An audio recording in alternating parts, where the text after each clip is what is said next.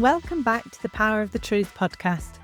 I'm Fran, and today's conversation is one I think every parent needs to hear. My guest today is Hannah G.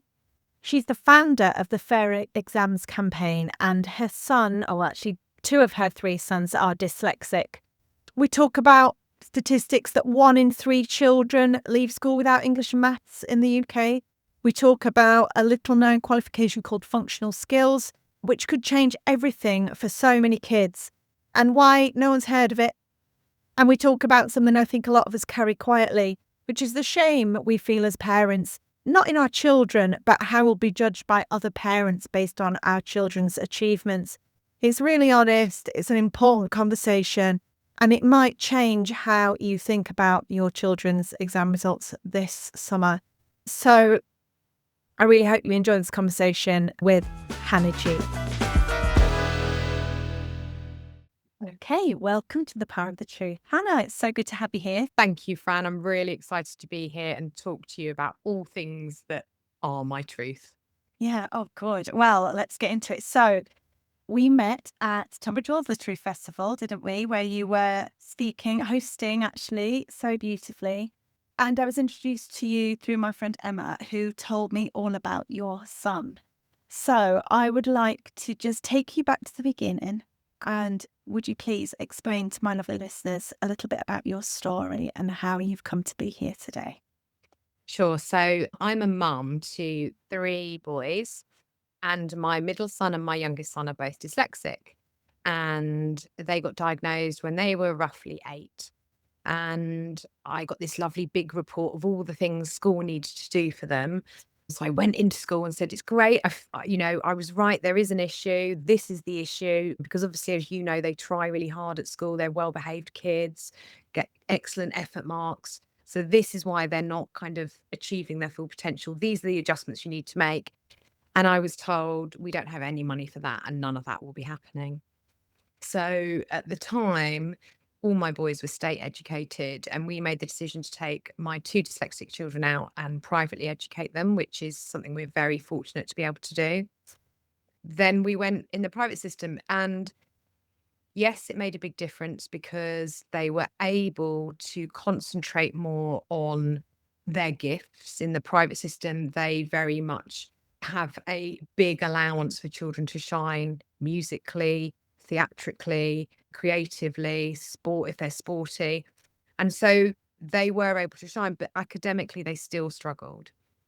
Roll on till we get to GCSEs, and my middle son failed his maths and English GCSE by 1 and 2 marks respectively. And I thought, he was gutted. He was devastated, to be honest. He passed all of his BTECs, but he failed his GCSEs. And again, the private system allows you to do BTECs at the same time as GCSEs because they don't have the pressure that state schools have on of them, of league tables, because of the way they score qualifications. So we knew he was capable, but the format wasn't right. And so I looked initially into how many people passed their resits. I thought, okay, well, he only passed, he only failed by a couple of marks. Surely the resit, he's got a really good chance on resits. And that's when I discovered that in the last 5 years, the average is 21% of young people pass resits. And I was really amazed at that. And I thought, okay, well, what percentage actually get their English and maths first time? Because I just kind of became really curious. And that's when I discovered that only 65% of young people leave school or turn 16 with their English and maths GCSEs. So 1 in 3 leave school without them. And I Oh, goodness, I had no idea of that. Yeah, I had no idea. And I couldn't believe that I had no idea because I'd been so involved in schools, all their schools. So, on the PTAs, running fates, fundraising, whatever needed doing, I was a hands-on mum doing it. And so I was just like, how did I not know this about the education system? And so I was kind of really surprised. Anyway, so then I started digging more and more, and I was like, well, who fails? Well, who are these 1 in 3? Turns out these 1 in 3 are either on free school meals, so they're affected by poverty. They're persistently absent through caring responsibilities or mental health problems, or they're special educational needs. There are a few that don't fit into any of those gaps. but the majority of them are in those 3 groups. And I was like, "Oh, okay, so our most disadvantaged children are not gaining their English and maths GCSE." So anyway, so we'd paid for private school, he hadn't got his English and maths, and we thought, "Right, well, now what's the point in continuing to pay for education? We'll put him in our local college." So I took him to college and said, "Right, well, he's got a level 2 BTEC in sport and he'd like to do his level 3." And they said, "Well, he hasn't got his English and maths, so he'll have to do level 2." And I said, "No, no, no, he's already got a level 2." I said, "Okay, well, that's fine." I said, "Here's his school report that says outstanding effort grades, lovely kid, you know, not disruptive, great kid. And here's his grade boundaries where it shows he missed by 1 and 2 marks. So he's capable." I mean, I get there's a cut-off line. I wasn't asking for a pass when he hadn't passed, but I was saying he's nearly there. He's clearly capable because he's only 1 mark off. He wasn't, a million miles off. And they said, "Absolutely not." They said he cannot access level 3 qualifications without his English and maths GCSE. So they then forced him into a whole year of doing another level 2 sports BTEC. Now, funnily enough, this wasn't very motivating. And what happened to my previously higher achieving effort wise kid was that he started avoiding school. He kind of just started behaving at home in a way that he'd never behaved before, that was socially unacceptable. And we just saw my son kind of disappear, really. And then he failed his maths resit, and then he failed again. And still, no one had told me. Things went so bad at college that eventually he finished, he got another level 2 BTEC in sport, and we decided to put him back into private for a year. We were like, "Let's get you a level 3," because again, in the private system, you can pay to do a level 3. They don't mind if you don't have your English and maths. And that doesn't seem fair to me either. No. So all this happened in kind of quite a short space of time. And I was just kind of, the more I was finding out about the system and how unfair it was, the more I thought, I really want to start shouting about this. And that led me to deciding to go to our local TEDx and ask them if I could give a talk about my son's experience and about how there had to be a fairer way. And they accepted me, and I gave that talk back in March. And then I was waiting for it to go live, and they said it would be roughly 2 months. So I was waiting, and at this point, my son was just finishing his last year of school, he was coming up to 18. And we'd had a really tough year. He just didn't want to do school anymore. He was totally demotivated. But he'd done an English GCSE, which was 50% coursework, and he'd done really well on the coursework. And he just had the final exam to sit. And when it came to sitting that exam back in May, he didn't want to go. And it broke my heart because I'd had in the last year so many rows with him about going to school. And he just, he it was like I was asking him to do the impossible. My heart was breaking all the time for him. And that day he said, I'm not going to the exam. And I was crying. I was begging him. I'd made him his favorite food.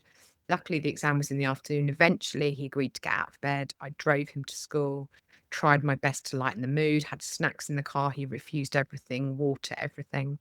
Eventually, he got out of the car. I kept it together as best I could. And he went into that exam, and I just sobbed. And then something in me broke. And I thought, fuck this. I'm going on the internet and I'm going to put it on my Instagram. And so I recorded a short video crying and just explaining that my TEDx talk was now. And I just wanted the world to know how much this hurt and how unfair it was. And so I did this video and I cried. I sobbed my heart out and kind of explained what my TEDx talk was about and how unfair the system was, and there's a solution. And I just put it on my Fairer Exams Instagram, which had 24 followers at the time, because I hadn't really kind of kicked off the campaign. I was waiting for the TEDx talk to go live.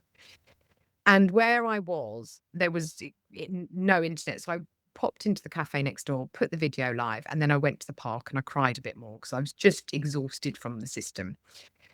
And so I was waiting for my son to finish his exam. So about 3 hours later, he came out, took an hour to drive him home. And I kind of thought, "Oh, maybe I should take that video down. Maybe it's not appropriate. Is it appropriate to be doing this on social media? Why am I doing this?" And I literally, so 4 hours later, looked at my phone, the first time I'd got internet back, and I realized I was going viral. And it was just absolutely blowing up. And I've didn't know what to do. I'm not a social media guru by any means. I mean, I used to have a business, but I used to employ a social media person. So I've know the basics.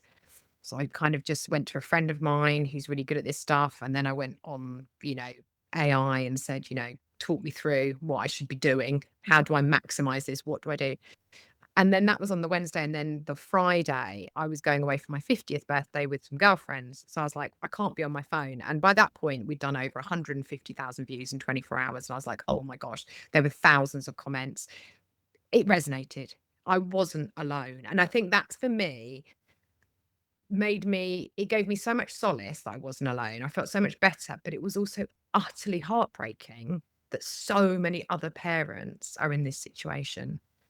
And it just really kind of was the catalyst to everything starting. And lots happened since then. So, a long version of a story that is my truth, really, is where I am on my journey with fairer exams.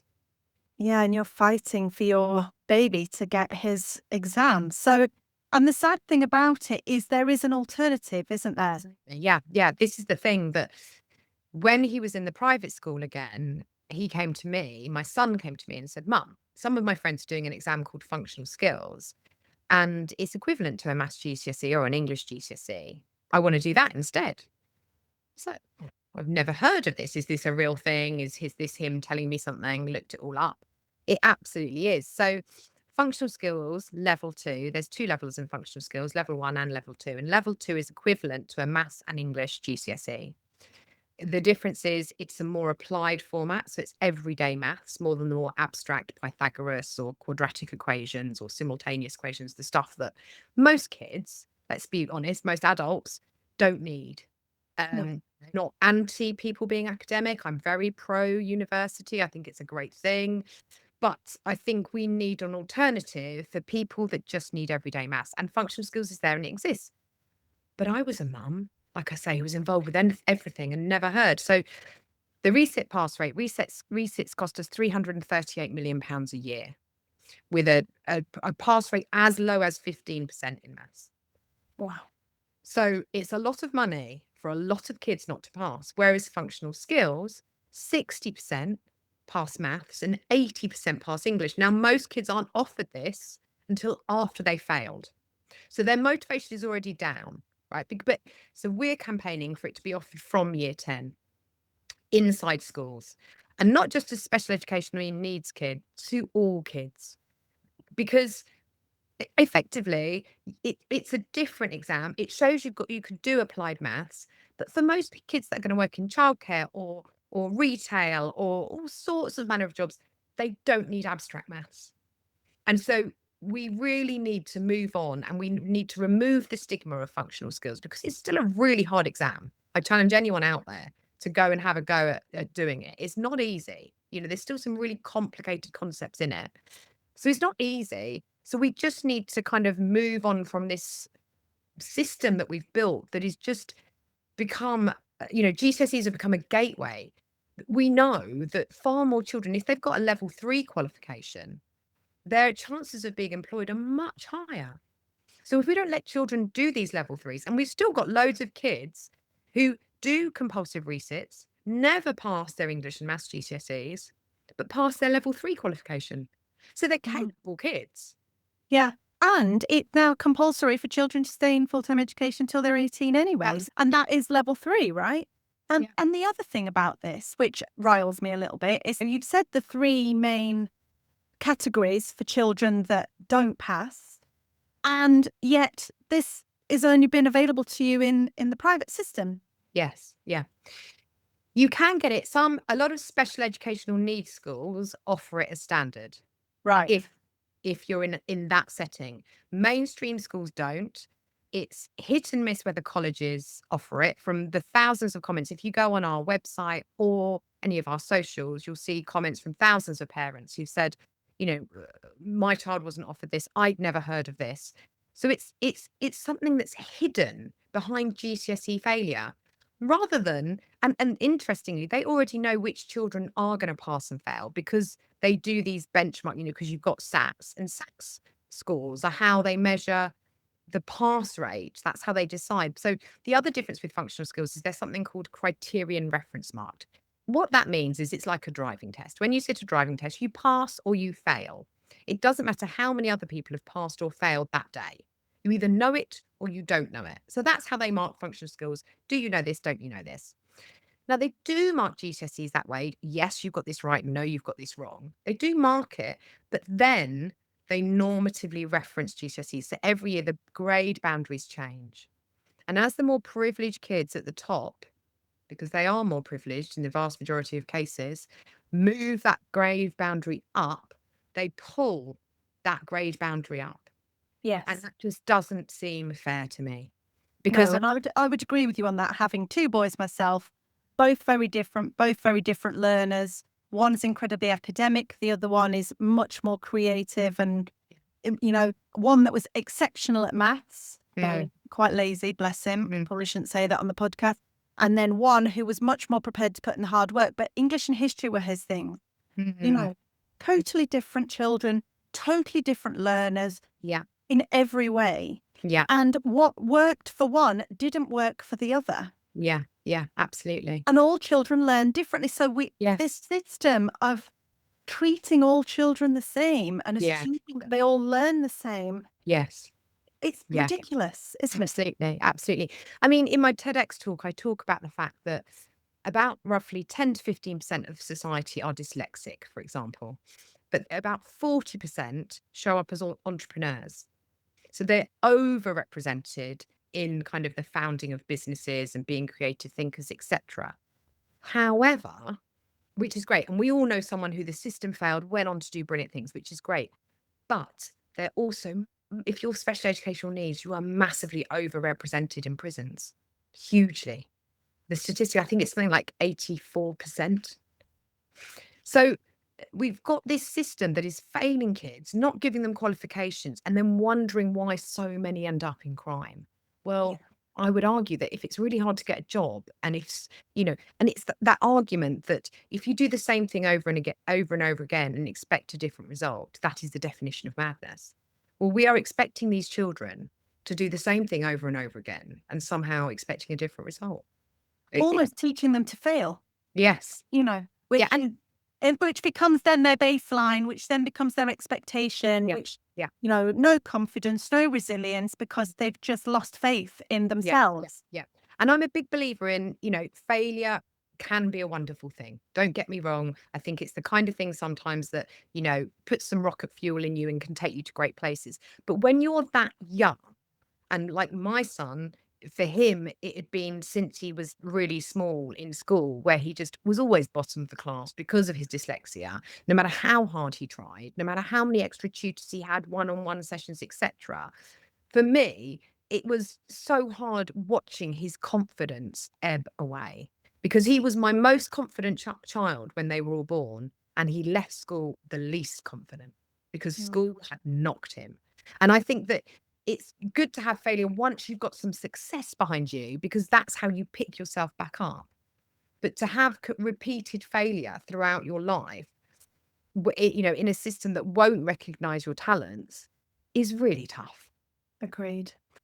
So just to take you then to your TED Talk, because obviously that's an incredibly brave thing to do. Lots of people wouldn't just wake up and go, I think I'm going to do a TED Talk today. But obviously you are good at speaking. You host your poetry group, don't you? Yeah. And so obviously you knew this was a way that you could communicate to the world about this issue that you were facing. I think that's, it's amazing that you did. And I've watched it and it's incredibly inspirational. But I know you said that you weren't ashamed of your son, but you felt ashamed that your parenting would be judged. And I think it's such an important distinction to make that, isn't it? So talk to me about that shame in parenting. Yeah, and I remember the day my son got his GCSE results and he hadn't passed, and he was devastated, and there was nothing I could do to make him feel better. There weren't, other than obviously for years I've been telling him it's just a piece of paper, don't wait, trust me. Once you start working, you'll be fine. You just got to get out of the education system. We're just going to get you out as soon as we can, and you'll be fine in the real world. But he was going straight off to Reading, And another mum came and she was kindly giving him a lift. And she said, "Oh, how did your kid get on? How did he do?" And I had to stand there and go, "Yeah, he didn't." And she was obviously devastated because she was a lovely woman and was just being kind. And I said, "Yeah, he didn't get anything." And her face, and I felt exactly that. I wasn't ashamed of my son because he'd never given up. He'd kept going right to the end. And the resilience he has is amazing. But I did feel like in some way it was my fault that I should have done more. And yet here I was, I put him through private school with what money that we had left over. Very fortunate, but it's a lot of money. I'd, got him a tutor on top of that he was seeing at weekends. I was his cheerleader, always will be his cheerleader because I think he's absolutely amazing. But exactly that, there is a shame that you feel as a parent because GCSEs are kind of one of the things that they need to get on in the world because we've designed this world, this society that if they don't have them, they're not going to get those entry level jobs. And it's a really competitive job market for young people at the moment, really competitive. So an employer has the choice of someone with or without GCSEs. They're probably going to go with someone who's got them. So it's quite tough. I felt that shame that in some way it would be seen as my fault. And although logically I can step back and say, well, of course not, that doesn't mean that I didn't feel that. I did feel it. And I wanted to call it out in my TEDx because they were brilliant with me. When I was doing my training with them in writing my speech, one of the things they asked us to do, they said, okay, imagine you've done your talk and it's gone brilliantly. And there's someone on social media and they write your worst case scenario. What is it? And I said, "Oh, it's fear that I will be judged on my parenting." That someone say, "Oh, clearly you didn't get him to do his homework, or you didn't try. He didn't try very hard. Obviously you're a crap mum, kind of thing." And so they said, when you do your talk, if you've already dealt with it, they can't come at you for it. And I was like, that is so clever. And so that's why I put it right near the front. And also because I'm a hypnotherapist and in my work in hypnotherapy, I know that once you shine a light on shame, you make it really small. And the more you talk about these things that are taboo, that no one should really be talking about, the more other people come forward and you feel less alone. And then all of a sudden you have community and the shame just has nowhere to go because once other people go, yeah, I feel like that. That's how I felt. Then all of a sudden you kind of just start to kill shame. So for me, it was really important to address that point. And that's what you did, isn't it? In that video, you said when we spoke first time, you said that you were licking the tears off your Tears. cheeks, just looking horrendous. Yeah. Well, I was like, but you had to let it go because you Yeah. were just like, yeah. fuck this, I'm not having it. Yeah. Exactly that. I laugh with my mates now and kind of go, of all the videos of me to go viral, like not me at my best, living my best life in a lovely dress, all my makeup done. It's like literally me, no makeup, in a car, crying. And as the tears come down, the tongue comes out, and I watch the video back. That's why I kind of had this, oh, maybe I should take that down. Maybe I should watch that video again and just decide if I really want it to be on there. And maybe I should just take it down. But by then it had gone viral and I thought, oh my gosh. And my friends were just like, I was like, I don't know what I should do. And I don't know. But it's even now like posting, I feel weird if I post something happy because I'm like, I'm now known as the girl that was crying on the internet. Like, is it okay to go on and be happy? Your mind overthinks these things, doesn't it? But yeah, it was my truth. It was exactly that. It was my absolute truth. It was my rock bottom moment of fuck this. I don't know what to do anymore because I was desperate for my TEDx talk. I felt like once the TEDx is out, everyone will know about it and then everyone will go, oh, we should do something about this. But actually, weirdly, it's the video that went viral, not the TEDx. The TEDx has had great views, but it's the video that went viral because it was raw emotion. It was my truth. Yeah. And what the video has done is it's helped you create a platform and everybody's seen how many people resonated with that video. And then they've gone to the TED Talk. So now you're in a situation, obviously, where you've built this through the video going viral and you've created this platform. Plus, you had that TEDx talk just sat there waiting. Yeah. It was obviously all meant to happen in that way, wasn't it? Yeah. And now you mentioned your website. So I know you're campaigning, aren't you? So talk to me about that.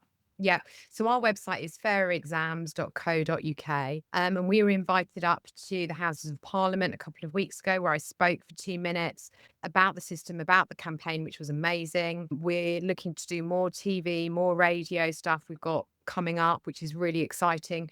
And it's all about really, we need all parents in on this. We need all parents to back us, not just special educational needs parents. We need Any mum out there who's got a friend who's got a special educational needs child, like, go on our website for them, sign up for them. We're just about to release our petition. That's going to happen this week, which is asking for functional skills to be integrated into GCSEs because we want the parity with GCSEs. There's most in our surveys, 80, I think 89% of employers had never heard of functional skills, didn't understand what they were.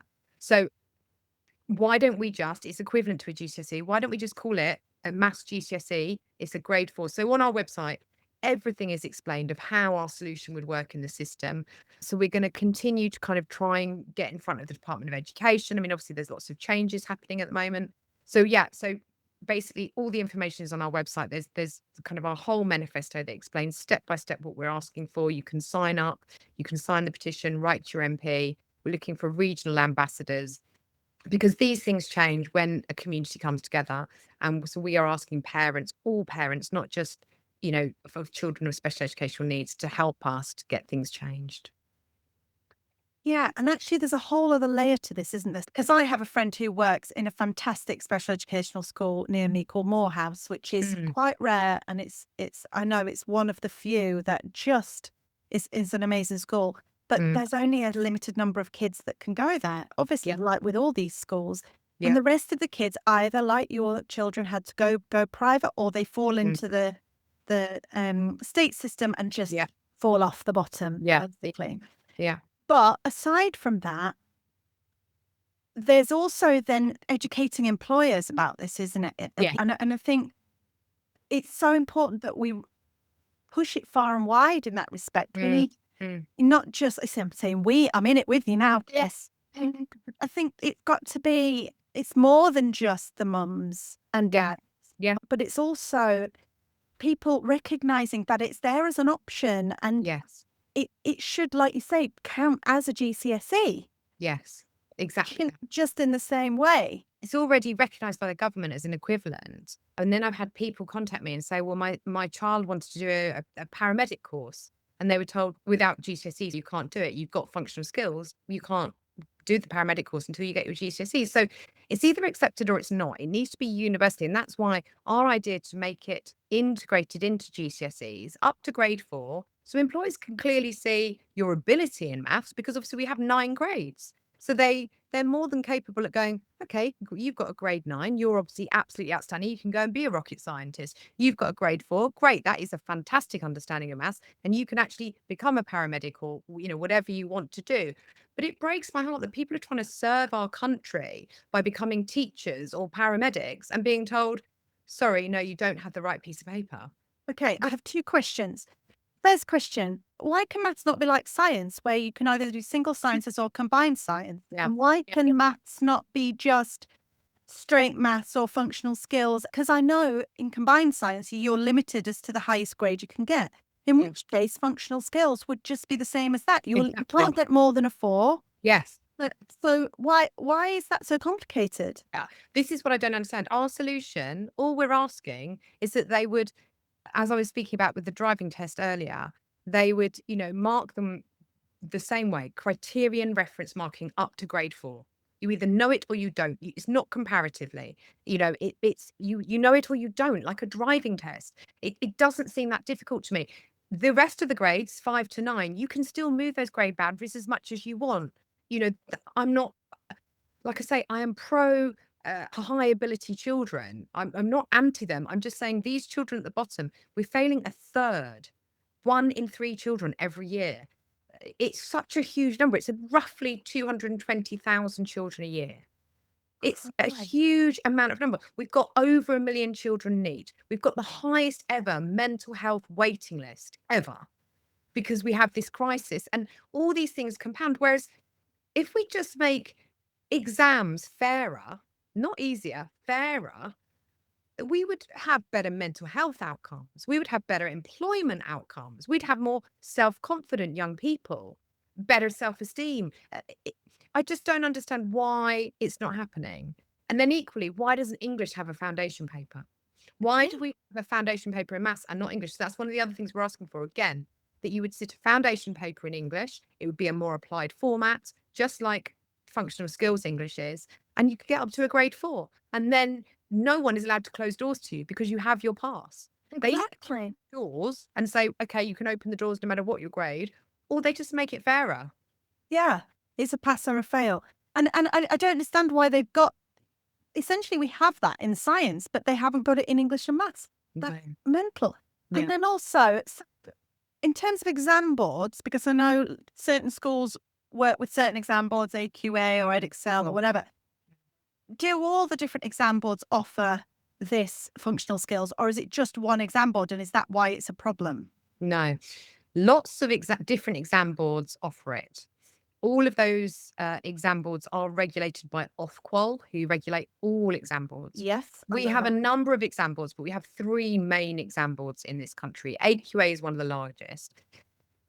Now, on a recent webinar with them, I asked the question, do you employ special educational needs specialists when designing your questions for GCSEs? And does that equally mean you have a dyslexic specialist, a dyscalculia specialist, an autistic specialist, going through the whole range of different special educational needs to make sure these exams are worded in a way that is fair? Because as you'll have seen at the beginning of my TEDx talk, I explain how my son failed by 1 mark, and that was because the question wasn't worded fairly. So I've asked this question, and AQA on the webinar said to me, yes, we are employing those people. However, I recently did a Freedom of Information Act to Ofqual about what they ask the exam boards to do.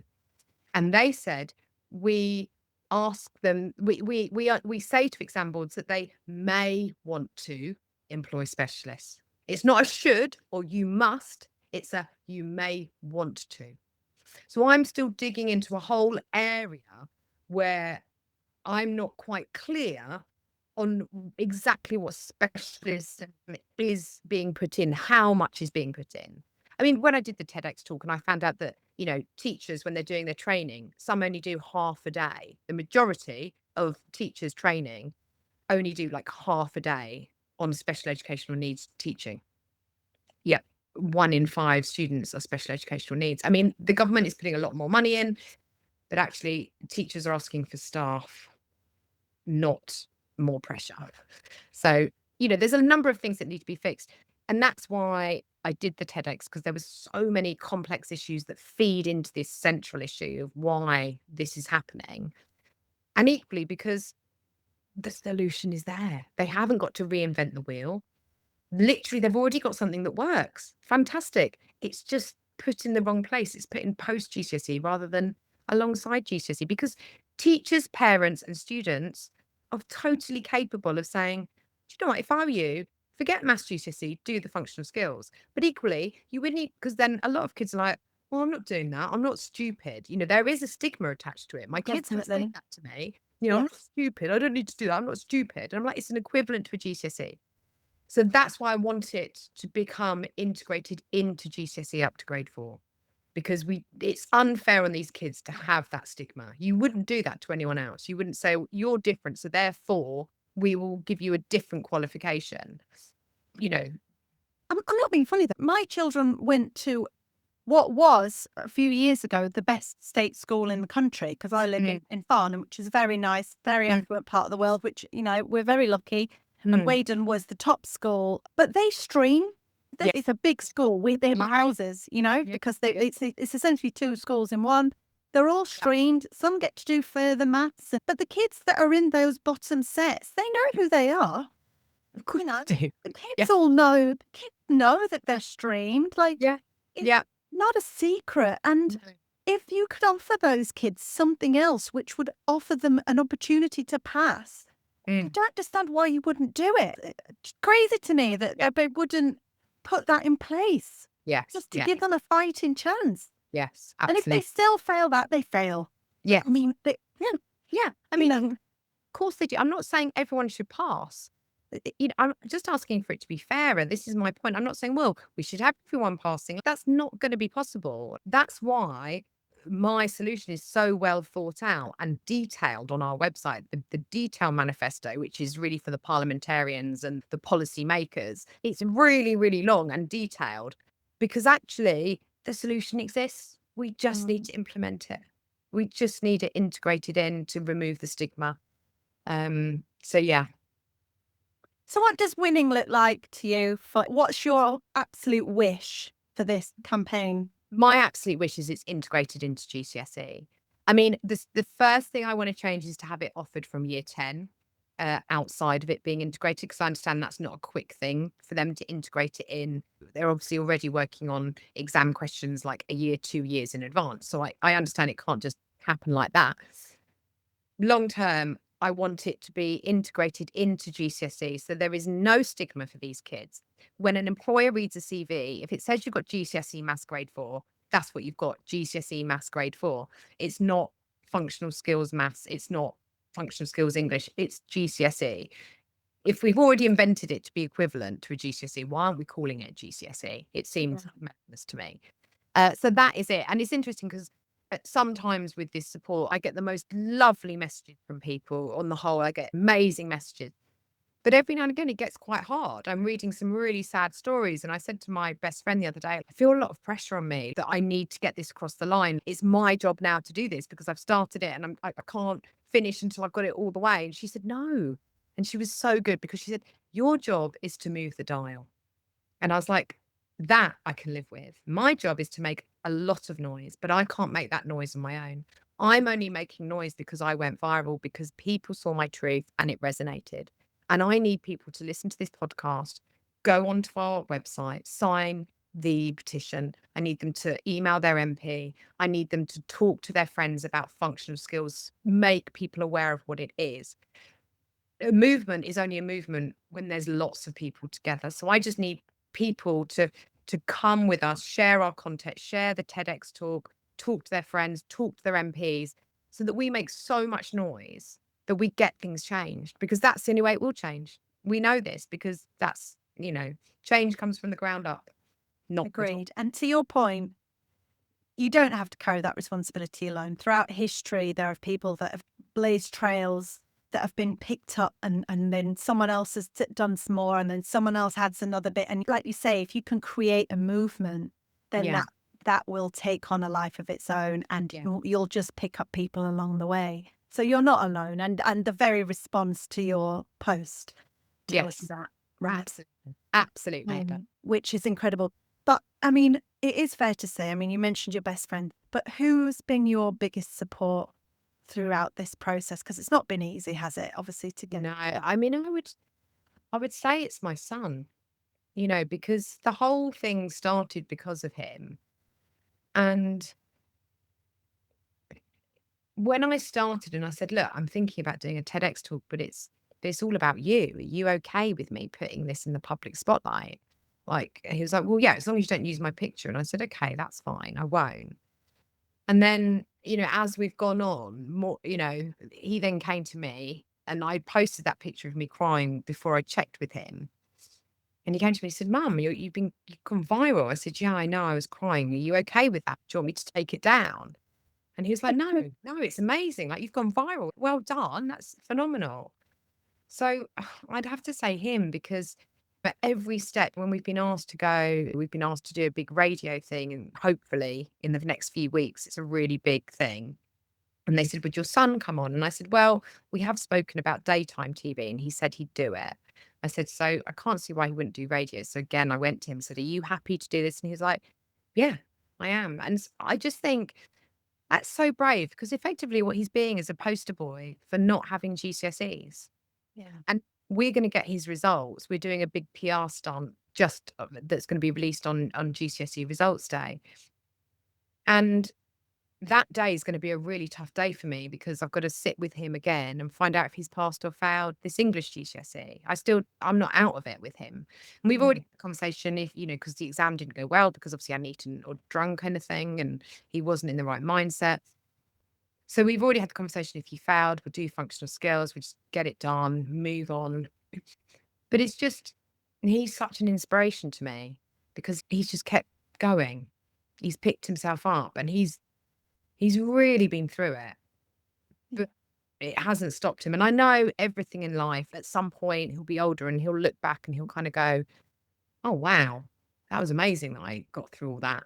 And he will see what I see in it. But when you're in that storm, and especially when you're young, it's really hard to see that stuff because you don't have that life experience that we have of when you go through something difficult, that's when you grow. You never grow when you're going through the fun times. So, yeah, it's my son. It's him.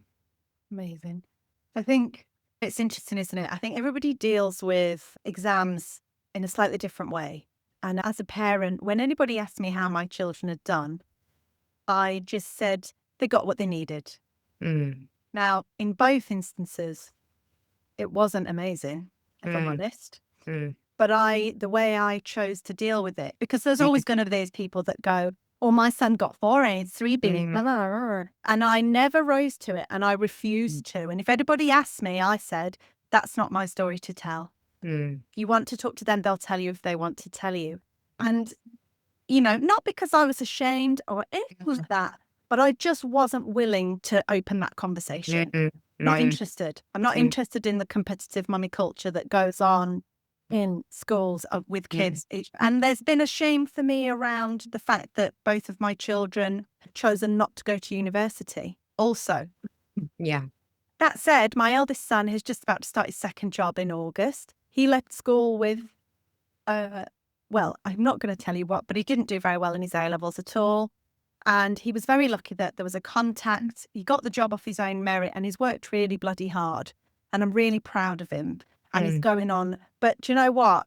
He just took the first job that came to him and he's just gone with it. And but there has been this whole stigma attached to, oh, how's he doing? Blah, blah. And I'm like, yeah, he's working. He's doing really well. I'm proud of him. It's good. Oh, did not want to go to university. No. And there is this stigma and this shame attached. And so this work is so important for all the mums. Yeah. Not just those that have got kids with special educational needs, but just those kids that perhaps don't work very hard at school and don't get the result. And then what? So, I mean, yes, it needs to be a fairer system, but there just needs to be more acceptance around kids who aren't getting 9 A stars, no, not A stars, are they 9s or whatever it is now, showing my age. And I think that taught me a lot about who I am and how I was prepared to represent my children as a mother. And I'm pleased that I dealt with it that way. Yeah, I think that's a great response. They got what they needed. I got what I needed. That's really useful to any parents listening to this thinking, how am I going to, now am I going to say? It's no one else's business. Yeah. If the kids want to share it, they will, right? Yeah. Yeah. And I'm really glad I look back on that now and I'm really glad I dealt with it in that way. So I wonder what this has taught you about being a mum, because this has been a really extraordinary process to go through because of how you've chosen to fight for your son through the system. And you've got another son coming up. Yes, he's about to go into year 11 and sit GCSEs. He's also dyslexic, and it's gonna be hard. I mean, they are different children. They have different needs, even though they're both dyslexic. They're both different. So yeah, he's going to do his best, and I'm going to try my best to keep being his cheerleader and keeping him on track, no matter what he gets. But it's just tough because they're taught these exams are so important. If you don't get your GCSEs, you're never going to get a job. They're told a lot of stuff at school and I understand schools are trying to motivate these kids. But can we just have as fair a system? Yeah. And I think you're fighting for him too, aren't you? Yeah. What's it taught you, this whole thing about who you are and who you are as a parent, who you are as a person? Yeah, I think I've always had a really strong sense of being outraged by injustice. And I think what this has taught me is that actually one person can actually start something and get a whole army on board, because that's how I feel now. I feel like I've started something and it's not just me. There is an army. And I think it's taught me, like I always knew as a leader, but it's taught me that actually yeah, you can start something, and if you're really that passionate about it and it resonates with enough people, you won't be alone. Other people are going to help you to change things. So I guess it's the power of people and how humbling that is.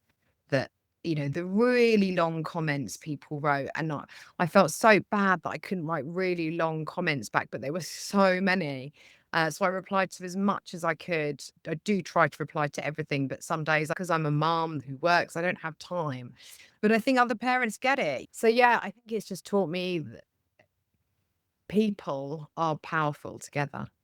I think that's the thing I've really taken from it, that together we're so much stronger. And that speaking your truth is the thing that always lands. That day I cried and went viral. That's the thing. I always thought it was going to be my TEDx. I always thought it was my TEDx that was going to get traction. But like I said, it was the day that I licked tears off my face. And being authentic always wins. Speaking your truth always wins. Agreed. I'm obsessed with the truth, hence me having a podcast about it. So what if a parent who is in the midst of all this is listening to this conversation, what do you want them to take from it?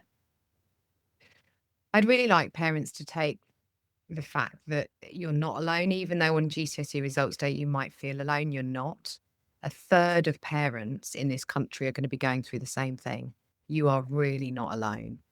And most parents will have already done everything they can to kind of try and reassure their child that you're not just a grade. And I would say, whatever you can do to build their self esteem outside school, football, dance, drama, working, Saturday jobs, anything. Spoken word, I run Word Up, spoken night, word night here in Tunbridge Wells. We mentor a lot of young people there. Anything that shows them that they are highly capable in other areas of their life is a great thing. So just work really hard at building that self-esteem that education has perhaps knocked out of them. Amazing. So, right, what are our next steps? Give us a list. What have we got to do? Tell me. Yeah. So you've got to follow us on Instagram. That's our biggest social media. You can find us on LinkedIn if you'd like a more professional way to connect with us. Please go onto our website. We've got a template on there so you can email your MP. We're looking for regional ambassadors. So just message me on any of our social platforms. If you're interested in helping us get this over the line, message us so that we can help mobilize regionally, groups regionally, and support networks, build those support networks regionally. And yeah, our petition, I'm hoping this week we can get the petition up online so people can just sign up to our newsletter to hear about the events we're doing. So yeah, generally share, comment, follow us on socials, tell your friends, just get involved and help us get it over the line. Amazing. I'll make sure all of that is in the show notes. Hannah, thank you. And thank you on behalf of all the parents in this country that are fighting for their children. Well, that 1 in 3, I can't believe that number is as high as it is. And thank you for your time and your honesty and for everything you're doing. I think it's incredible work. And yeah, thanks so much for coming on today. Thank you so much for having me on, Fran. Honestly, every bit of PR we can get helps us. So we're so grateful for your time. Thank you so much. Of course, no problem. Thanks so much.